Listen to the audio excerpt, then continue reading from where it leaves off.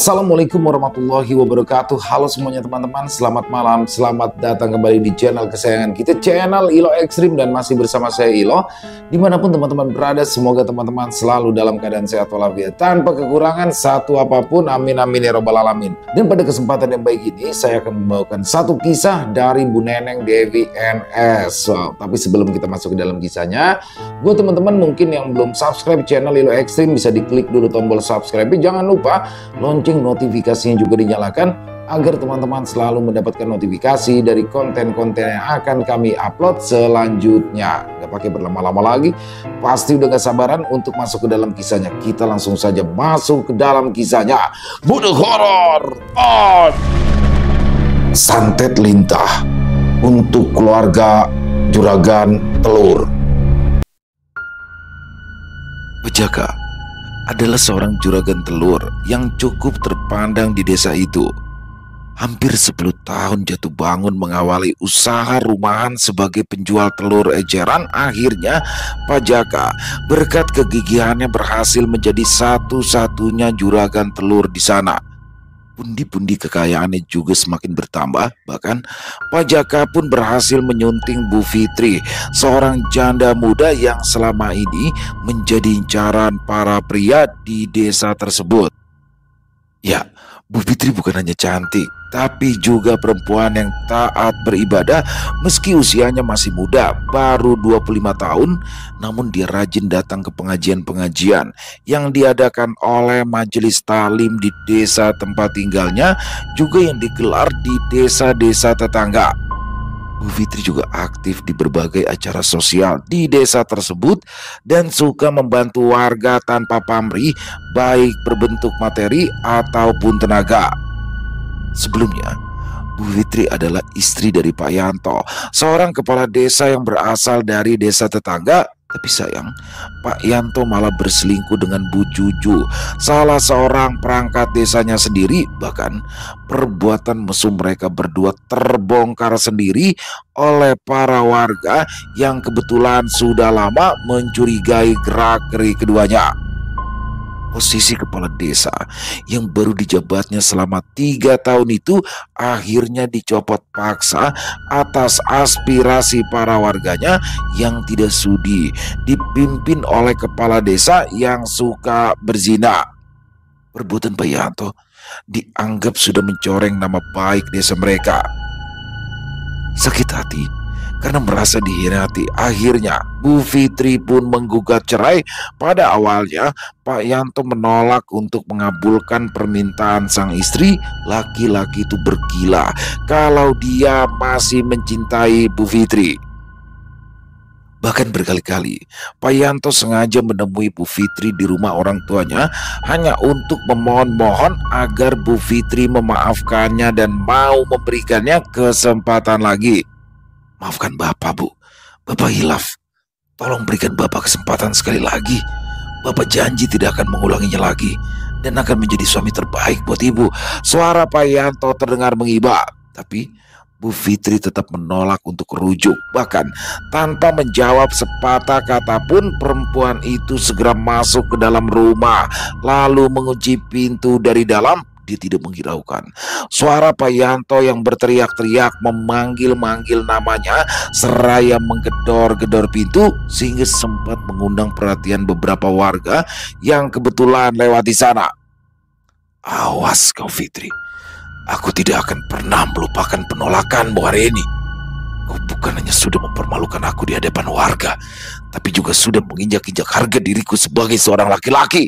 Terdengar suara ancaman keluar dari bibir laki-laki yang sudah menikahi Bu Fitri selama 3 tahun tersebut. Pak Yanto tampak begitu geram sehingga kedua tangannya langsung terkepal dengan kuat. Gigi-giginya bergemeretak menahan amarah yang tak lagi bisa dibendungnya.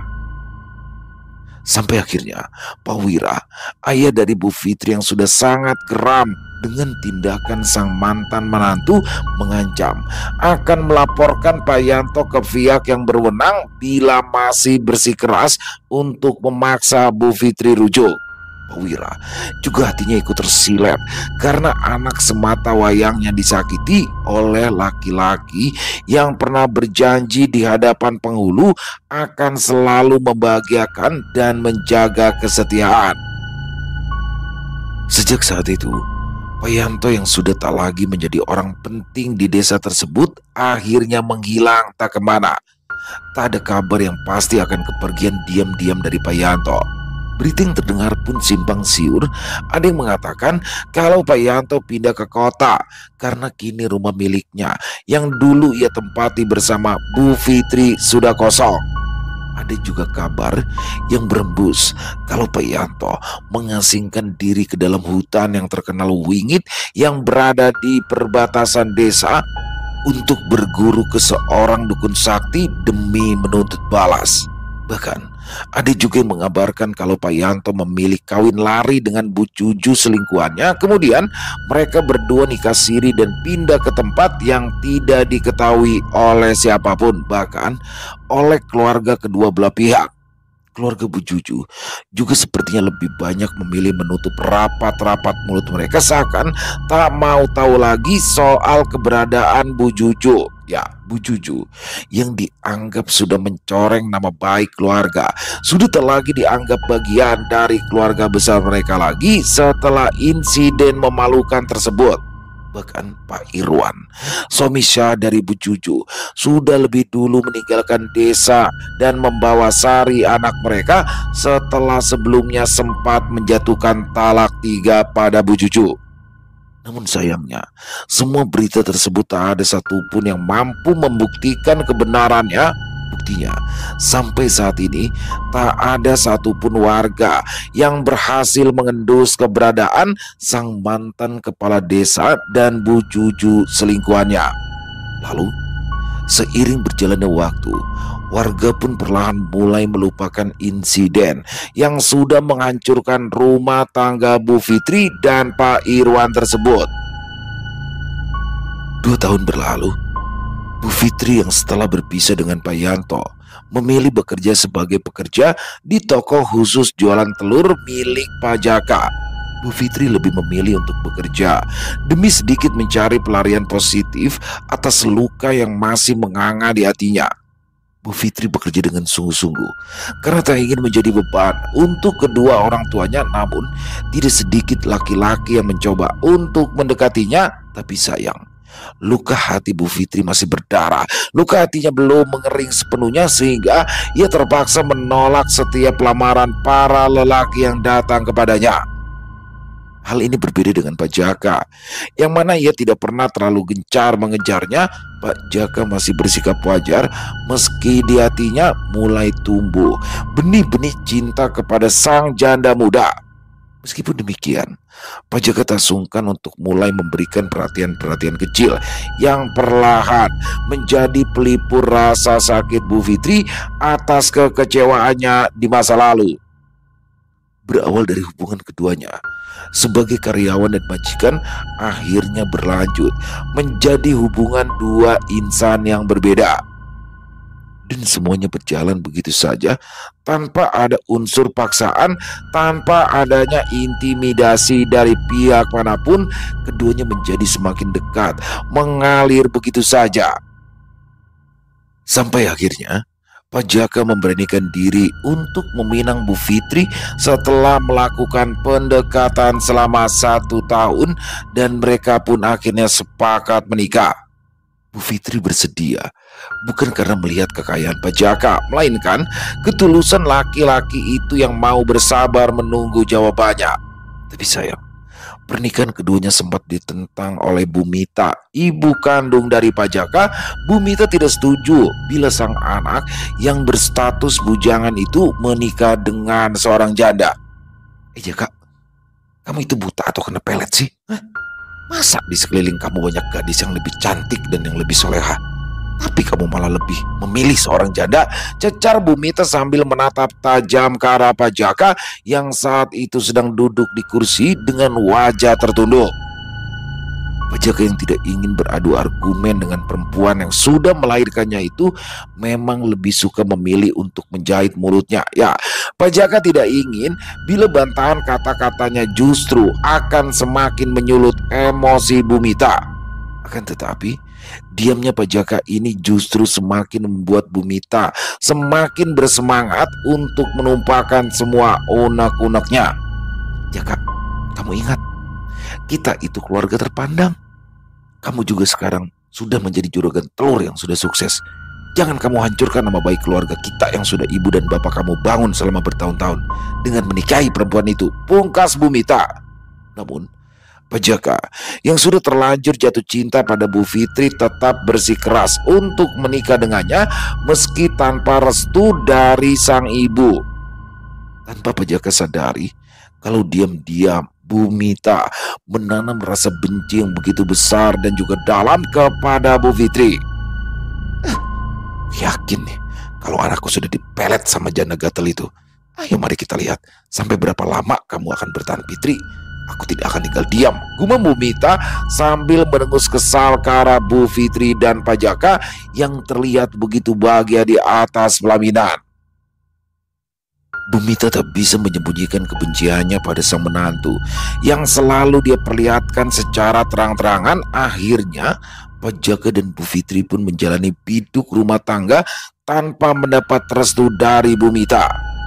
Setiap kali Bumita datang berkunjung ke rumah Pak Jaka, dia selalu mengabaikan kehadiran Fitri meskipun Bu Fitri selalu bersikap baik dan tetap menghormatinya sebagai mertua. Hal itu sama sekali tidak merubah pendirian Bumita. Gak perlu so baik deh. Sampai kapanpun kamu bukan menantuku. Sana pergi dari mataku. Sakit mataku ngeliat kamu, bentak Bumita ketika Bu Fitri membawakan teh manis hangat di dalam nampan. Tak hanya sekedar membentak, Bumita juga menepis nampan yang sedang dipegang oleh Bu Fitri sehingga nampan itu terjatuh. Prang! Gelas berisi teh manis hangat itu pun pecah. Pecahan belingnya berserakan di lantai. Bu Fitri hanya diam tertunduk. Mendapat perlakuan tak menyenangkan dari ibu mertuanya, ada rasa sesak yang mendadak muncul menekan dadanya. Tapi sekuat tenaga Bu Fitri mencoba menahan jatuhnya air mata. Bu Fitri tak ingin terlihat lemah. Meski Bumita selalu menindas, sebaliknya Pak Jaka tidak terima atas perlakuan sang ibu kepada istrinya. Bu, apa ibu gak bisa sedikit aja bersikap baik sama Fitri? Bagaimanapun juga Bu, suka atau tidak, Fitri itu menantu ibu, tegur Pak Jaka seraya merengkuh bau istrinya seakan ingin memberikan ketenangan. Bukannya menerima ditegur sang anak dengan angkuhnya, Bumita malah balik memarahi Pak Jaka. Ibu benar-benar gak percaya. Kamu yang sudah ibu besarkan dengan air mata dan air susu ibu, sekarang berubah drastis jadi memusuhi hanya gara-gara membela perempuan ini. Ingat ya Jaka, sampai kapanpun jangan harap kalau ibu akan menerima dia sebagai istri kamu. Camkan itu, tandas Bumita seraya meninggalkan rumah Pak Jaka dengan emosi yang masih membuncah di dada. Dan sejak saat itu, Bumita tak pernah lagi datang ke rumah Pak Jaka. Bahkan ketika lebaran tiba dan Pak Jaka mengajak Bu Fitri untuk bertandang ke rumah Bumita, perempuan itu malah mengusir keduanya. Akhirnya pasangan suami istri yang belum lama menikah itu pun menyerah. Mereka tak lagi datang untuk menemui Bumita bukan karena benci, tapi hanya untuk menjaga agar jangan sampai terjadi konflik berulang di antara Bu Fitri dan Bumita.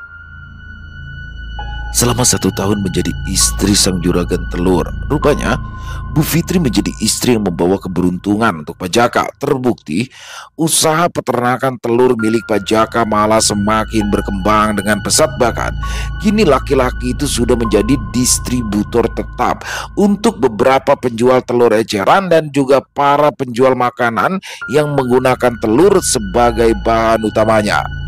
Namun, akhir-akhir ini ada sebuah fenomena ganjil mulai dialami oleh Pak Jaka. Setiap menjelang maghrib hingga menjelang azan subuh, laki-laki itu suka merasakan kalau kedua kakinya terasa sakit. Pajaka selalu merintih kesakitan karena merasa kalau kedua kakinya seperti ditusuk-tusuk oleh hewan berbentuk runcing dan mengalirkan panas tak tertahan. Ampun, sakit. Teriakan kesakitan pun akan terdengar dari bibir Pajaka. Hal itu dia lakukan sambil mengusap-ngusap kedua kakinya. Saking tak kuat menahan rasa sakit, Pajaka sampai mengucurkan air mata sehingga membuat Bu Fitri merasa kasihan. Bu Fitri yang saat itu baru selesai menunaikan ibadah sholat maghrib segera melepaskan mukena, kemudian tergopoh-gopoh berjalan menghampiri suaminya. "Pak, bagian mana yang sakit? Sini, biar ibu usap-usap. Siapa tahu bisa bantu meringankan rasa sakitnya," kata Bu Fitri sambil ikut membantu mengusap-ngusap kedua kaki Pajaka secara bergantian dengan lemah lembut. Tiba-tiba saja, gerakan kedua tangan perempuan itu terhenti ketika menyentuh kedua telapak kaki suaminya. "Kenapa kedua telapak kaki Bapak terasa panas? Seperti sedang terbakar api ya?" gumam Bu Fitri dengan kening berkerut. Bahkan rasa panas yang kini dirasakan oleh kedua tangan perempuan itu setelah menyentuh telapak kaki Pajaka kini ikut menjalar ke telapak tangannya sendiri, sehingga Bu Fitri juga jadi ikut merasakan sensasi terbakar yang sama di kedua tangannya. Tak tahan dengan rasa panas yang terasa membakar, Bu Fitri refleks menarik kedua tangannya. Panas!" teriaknya. Sampai di situ, saat Bu Fitri memperhatikan perut suaminya, seperti ada banyak hewan hidup yang berbentuk bergerak-gerak di dalamnya, disusul kembali terdengar suara-suara teriakan kesakitan dari Pajaka yang begitu menyayat hati, membelah kesunyian malam. Disusul dengan Pajaka yang tiba-tiba saja muntah darah, sehingga kini kasur, bantal, dan sprei jadi ikut terkena cipratan darah yang keluar dari mulutnya. Anehnya, di dalam muntahan darah tersebut ada campuran hewan kecil berwarna coklat yang menggeliat-geliat. Kedua mata Bu Fitri langsung membelalak ketika baru menyadari kalau hewan berwarna coklat gelap tersebut mirip sekali dengan Linta. "Ya Allah Bapak!" jerit Bu Fitri yang langsung panik. Dia pun memeluk tubuh sang suami sambil menangis, sedangkan tangan kanannya mengusap-ngusap punggung Pajaka. Tapi tak lama berselang kembali, Pajaka muntah darah untuk kedua kalinya. Dan kali ini darahnya lebih kental dan lebih banyak. Hewan yang bergerak-gerak mirip Linta pun kali ini justru lebih banyak dibanding tadi, sehingga membuat Bu Fitri jadi ingin muntah bercampur geli. Bahkan saking banyaknya pakaian dan jilbab yang dipakai oleh Bu Fitri sampai ikut terkena cipratan darah dan hewan mirip Linta itu. Tentu saja Bu Fitri semakin panik. Refleks perempuan itu segera menepis hewan-hewan tersebut dengan kedua tangannya, meski harus menahan rasa geli bercampur jijik. "Ih, apa sih ini?" seru Bu Fitri sambil beringsut mundur, lalu menepuk-nepuk pakaian dan jilbab yang dikenakannya. Dia sangat takut kalau sampai linta-linta misterius yang dimuntahkan oleh Pajaka tersebut sampai menempel pada pakaian dan jilbabnya. Tak lama kemudian, beberapa ekor linta berwarna hitam itu berjatuhan ke lantai. Saat linta-linta tersebut menyentuh lantai kamar, tampak tubuh mereka yang licin mengkilap menggeliat-geliat di lantai berwarna putih tersebut, lalu perlahan beringsut secara bersamaan menuju Bu Fitri yang berdiri tak jauh dari sana. Tentu saja hal ini membuat Bu Fitri menjadi semakin ketakutan dan bergidik ngeri. Rasa jijik mulai dirasakan oleh perempuan muda itu. Saking jijiknya, Bu Fitri sempat menginjak beberapa ekor linta itu dengan kakinya yang memakai sandal jepit. Akan tetapi perhatian Bu Fitri kini kembali teralihkan ketika mendengar suara teriakan dan kesakitan dari mulut sang suami yang kali ini jauh lebih menakutkan. Betapa tidak, dari lubang telinga dan lubang hidung Pajaka keluar linta-linta kecil berwarna hitam, lalu berjatuhan ke piyama yang dikenakannya. Jumlah linta-linta itu bukannya berkurang, malah semakin bertambah. Bahkan sebagian perlahan mulai merayap ke wajah Pajaka, kemudian menyedot darah di bagian wajah tempat mereka menempel, sehingga linta-linta yang tadinya bertubuh kurus kini mulai berubah membesar. Jaka yang merasa sangat kesakitan tentu saja hanya bisa berteriak, "Sakit, sakit, tolong jangan, tolong hentikan," katanya dengan suara yang mulai serak. Urat-urat di bagian leher laki-laki itu tampak menegang. Kedua tangannya sibuk mengusap-ngusap wajahnya sebagai upaya untuk mengusir lintah-lintah yang masih menempel di sana. Bu Fitri tak berani mendekat. "Pak, tunggu di sini dulu ya. Ibu mau cari bantuan," katanya dengan suara gemetar menahan rasa khawatir sekaligus takut yang mulai menjajah dirinya. Bu Fitri menyeka sisa-sisa air mata yang tadi sempat membasahi pipinya, lalu tanpa menunggu jawaban dari Pak Jaka, Bu Fitri segera berlari keluar rumah untuk mencari bantuan. Bu Fitri sempat memalingkan wajah ketika tubuh Pak Jaka mulai mengejang dengan keringat dingin yang membasahi tubuh dan wajahnya. Samar-samar Bu Fitri masih bisa mendengar suara teriakan kesakitan sang suami dari arah kamar mereka di lantai 2. Sementara itu, tak jauh dari rumah Pak Jaka, tepatnya di rumah Luna. Malam itu, sesampai di rumahnya Luna terlihat begitu kelelahan, tubuhnya terasa ringsek karena sehabis mengendarai sepeda motor dari Bandung ke Garut. Belum lagi energinya cukup juga terkuras ketika membantu Miftah kala menghadapi dukun sakti bernama Kitatang dan sosok nenek-nenek salah satu jin perewangannya. Namun jauh di dalam lubuk hatinya ada rasa bahagia menyelinap. Meski sebisa mungkin Luna coba menyembunyikan dari wajahnya, Luna bahagia karena ia bisa membantu Miftah sesuatu yang tidak akan pernah disesali gadis itu. Ya, pertemuannya 2 kali dengan Miftah menghadirkan warna tersendiri dalam hidup gadis itu, sebuah rasa yang sempat terkubur selama hampir 3 tahun dan tertutup rapat-rapat dalam relung terdalam hati gadis itu. Seperti teruak kembali, perlahan namun pasti menghadirkan sebuah rasa yang indah.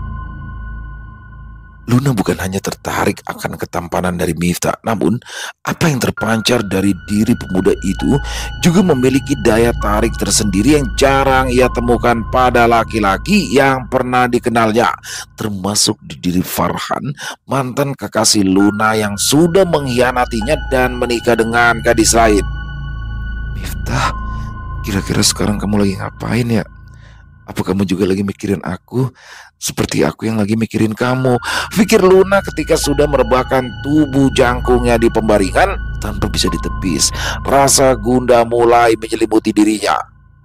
Luna tidak menyadari kalau boneka Vidya yang tadi ikut dibawanya ke dalam kamar tiba-tiba sudah berubah menjadi sosok Vidya. Sosok Vidya hanya diam sambil mengamati gerak-gerik Luna yang tidak seperti biasanya. Sepertinya Luna sudah jatuh cinta pada pemuda bernama Miftah itu. Tapi kenapa bisa dia jatuh cinta secepat itu pada pemuda yang baru 2 kali bertemu? Kecuali ada sesuatu dalam diri Miftah yang membuatnya istimewa, gumam sosok Vidya dalam hatinya.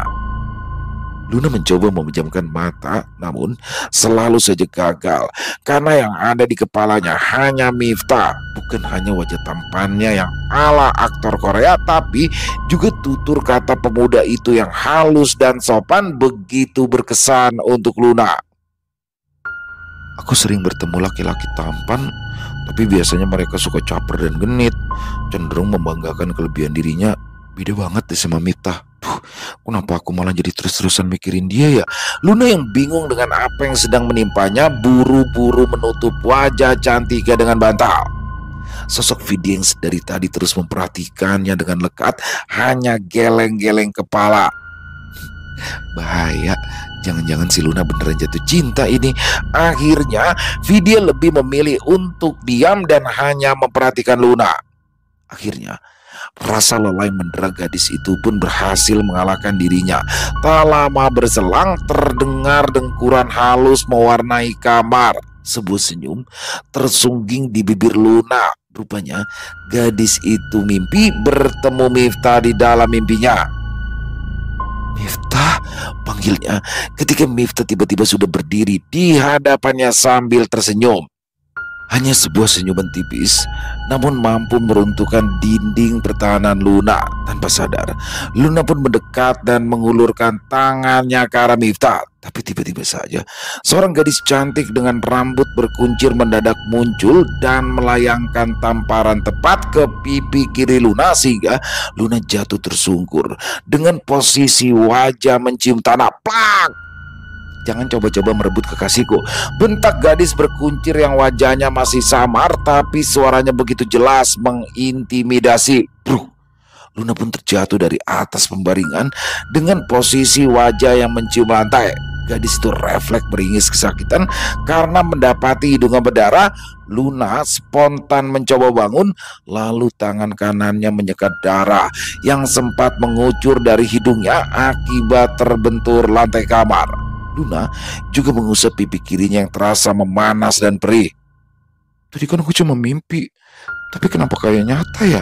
Luna bergumam kembali sembari mengusap-usap pipi kirinya. Luna pun sempat-sempatnya celingukkan ke kiri dan ke kanan seperti sedang mencari seseorang. Miftah, kamu di mana?" Katanya kebingungan dengan kepala yang masih berdenyut sakit. Tapi tidak ada siapa-siapa di dalam kamarnya. Hanya ada dirinya dan boneka Vidya yang masih duduk manis di kursi dekat meja riasnya. "Rupanya aku beneran mimpi. Siapa gadis yang udah nampar wajah aku di dalam mimpi tadi ya? Galak banget. Apa jangan-jangan dia kekasihnya Miftah?" pikirnya. Luna pun kembali tenggelam dalam pikirannya. Sebuah nama yang sudah lama ia coba kubur dalam-dalam pun tiba-tiba saja muncul. Farhan, seorang pria yang pernah hadir dalam kehidupannya, berhasil mencuri cinta pertamanya dengan janji-janji manis. Sampai akhirnya justru Farhan malah menorehkan sebuah luka yang begitu dalam. Ya, Farhan malah menikah dengan gadis pilihan kedua orang tuanya tanpa pernah mengucap maaf kepada Luna. Farhan juga menerima perjodohan tersebut. Kini Farhan dan Wiwi istrinya sedang mereguk manisnya masa-masa bulan madu. Sebaliknya, Luna yang detik demi detik yang dilaluinya harus berteman dengan rasa sakit, akhirnya memutuskan pindah ke kota Garut bersama sang ayah, kemudian membuka toko kue dan catering kecil-kecilan di sana. Selama ini, Luna selalu membeli telur di toko milik Pak Jaka. Selain harganya lebih murah, telur-telur yang dijualnya juga fresh dan belum lama dipanen dari peternakan miliknya sendiri. Bagi Luna, telur yang kualitasnya bagus akan sangat berpengaruh pada kualitas aneka kue dan bolu buatannya.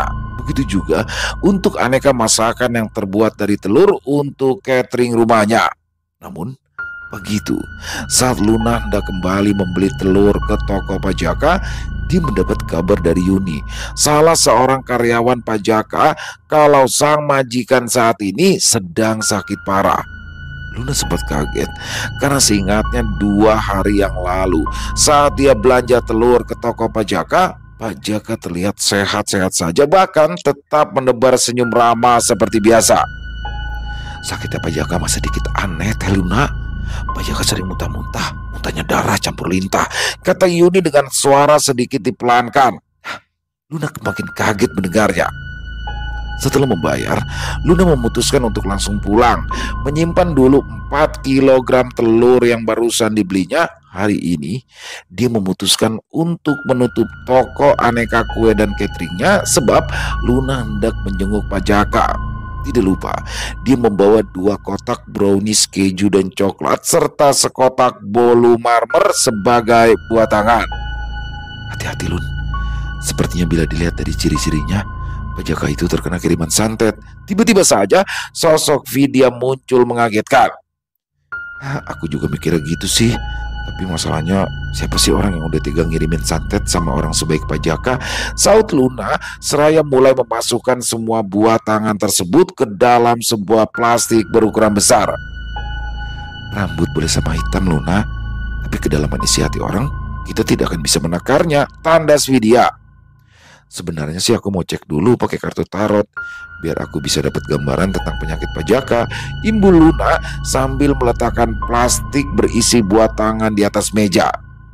Tanpa menunggu jawaban dari Vidya, Luna langsung mengeluarkan sekotak kartu tarot andalannya dari dalam tas punggung yang selalu ia bawa.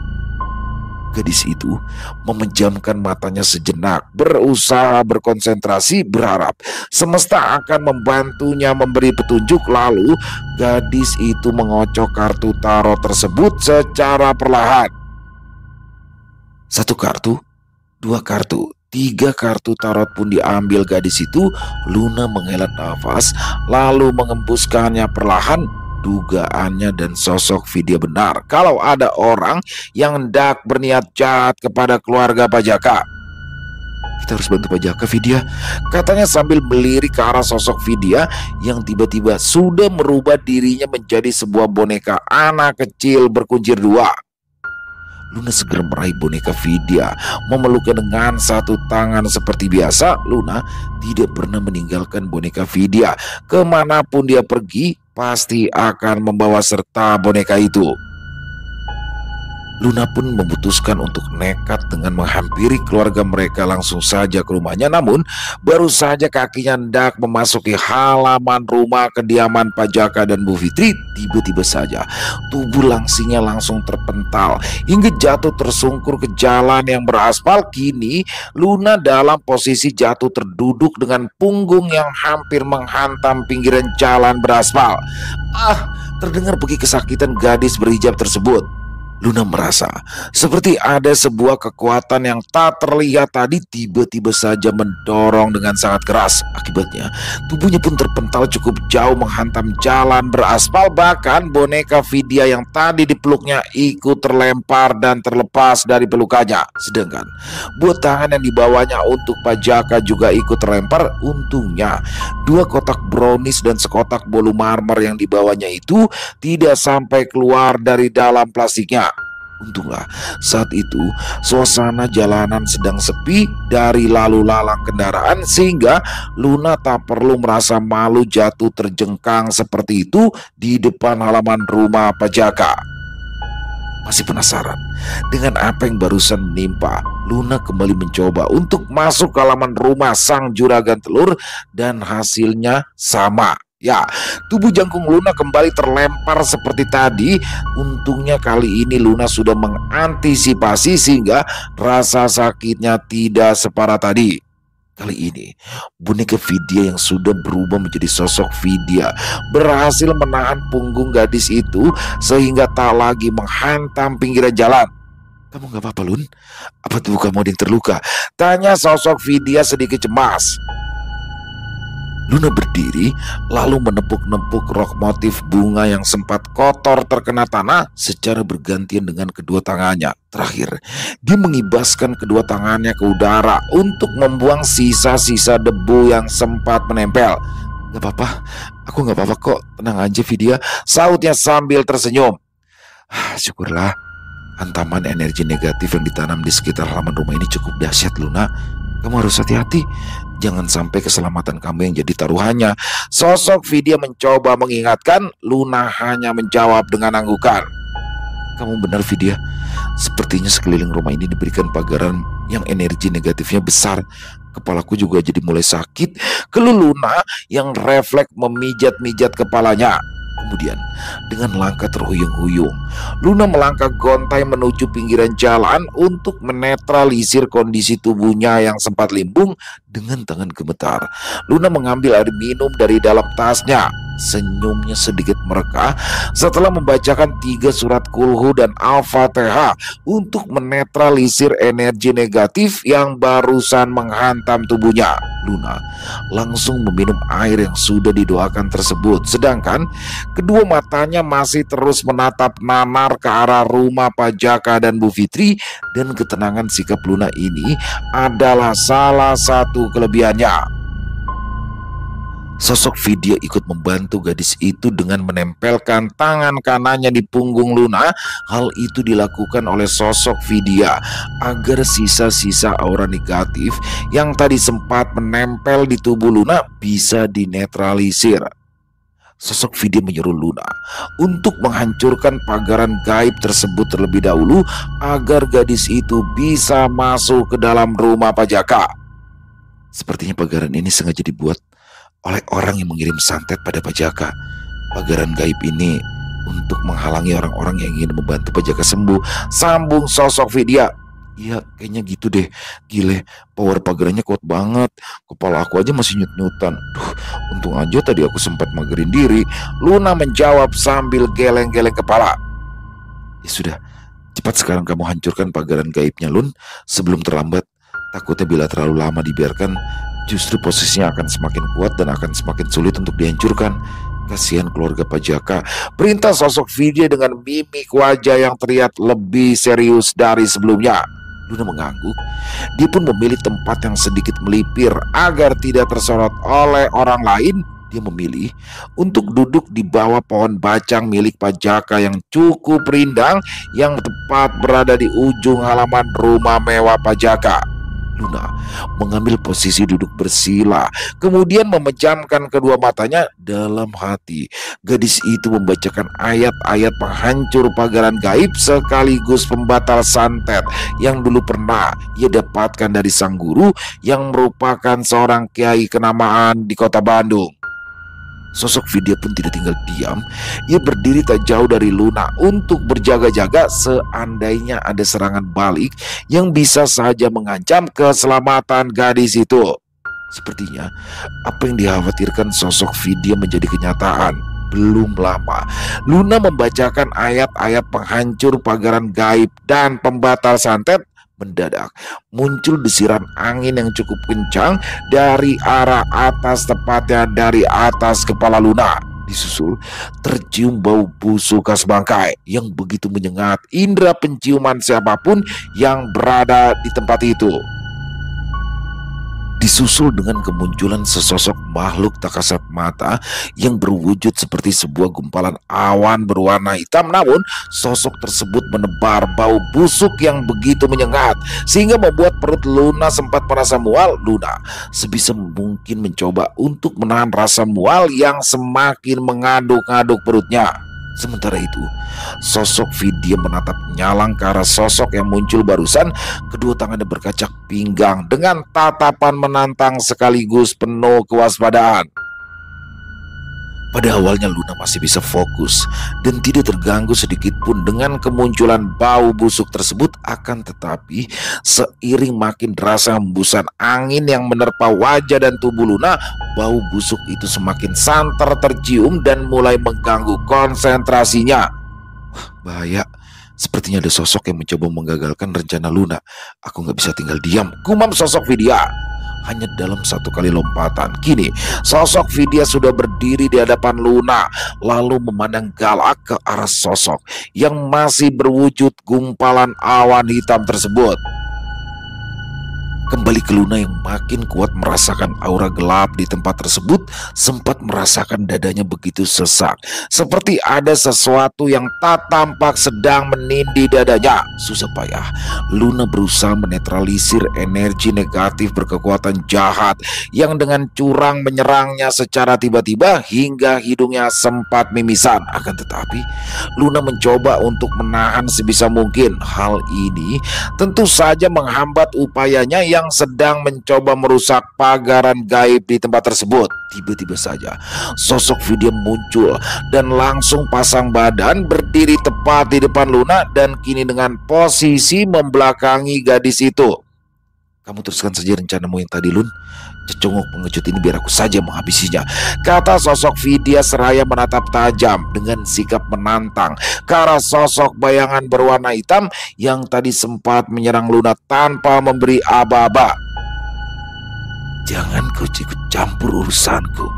Gadis ini harus mati di tanganku sekarang, bentak sosok bayangan berwarna hitam seperti kabut itu. Sungguh lancang sekali mulutmu, wahai makhluk rendahan. Gadis ini adalah majikanku. Aku tidak akan membiarkan kau mengganggunya. Ayo maju, hadapi aku kalau kau memang berani, tantang sosok Vidya dengan dada membusung dan terang-terangan menantang untuk adu kesaktian dengan makhluk itu. Aku tidak ada urusan denganmu. Nyala dari tempat ini sekarang juga. Sosok berwujud gumpalan awan hitam tersebut mulai menggertak ke arah sosok Vidya. Sepertinya keberadaan sosok Vidya membuat sosok itu merasa terganggu dan terancam. Enak saja. Justru kaulah yang harus angkat kaki dari tempat ini. Bila tidak, aku tidak akan segan-segan untuk menghabisimu. Wahai makhluk berbau busuk. Sosok Vidya mencoba memancing emosi lawan dengan mengejek dan berpura-pura seperti hendak muntah. Hodam berwajah cantik khas pribumi itu pun sudah siap memasang kuda-kuda kaki jenjang sosok Vidya. Mulai dientak-entakan secara bergantian ke kiri dan ke kanan dengan gerakan khas ala pencak silat klasik. Itu adalah pertanda kalau dia sudah siap menahan kalau ada serangan mendadak. Sekali lagi, aku tidak ada urusan denganmu. Pungkas sosok yang wujudnya sangat mirip dengan gumpalan awan itu. Bilang saja kalau kamu takut sama aku, ya kan? Kembali, sosok Vidya mengejeknya. Kedua tangannya kini terlipat di atas dada. Akan tetapi, sosok bayangan berwarna hitam itu sepertinya sudah merasa gentar melihat aura kesaktian sosok Vidya yang begitu mengancam. Dia tiba-tiba saja langsung menghilang dari hadapan sosok Vidya dan Luna. Dasar pengecut. Awas ya, sekali lagi berani muncul di hadapanku, akan kubakar hidup-hidup. Dan sosok busukmu akan aku gantung di alam arwah. Tanda sosok Vidya sambil membentak. Luna yang sudah mulai bisa menguasai dirinya mengucapkan terima kasih pada sang khodam. Lalu dia langsung berjalan gontai menuju teras rumah Pak Jaka.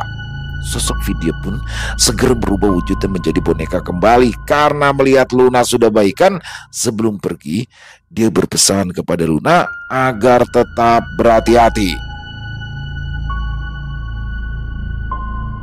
Selesai. Wow, luar biasa kisah dari Bu Neneng Dewi NS. Waduh, Pak Jaka. Di sini Pak Jaka ya menerima santet itu, keluarga Pak Jaka.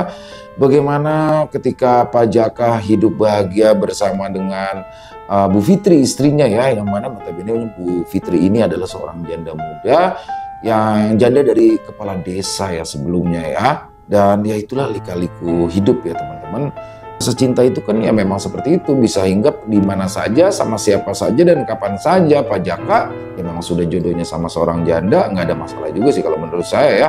Tapi di sini mertuanya nggak terima tuh, bagaimana orang tua dari Jaka merasa kenapa anak saya bujangan dapetnya janda, mungkin di situ ya teman-teman ya.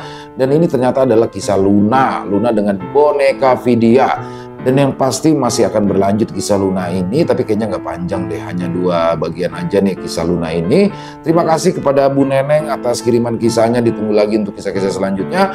Dan semoga kisah barusan bisa menghibur teman-teman semua ya. Para pecinta penikmat horor misteri, lebih khususnya lagi kepada para subscriber dari channel ILO Extreme. Dan buat teman-teman yang mungkin suka dengan videonya, bisa diklik tombol like-nya, tombol jempolnya, boleh juga dong dibantu di-share ya link video ini sama teman-teman yang lain agar juga ikut merasa terhibur.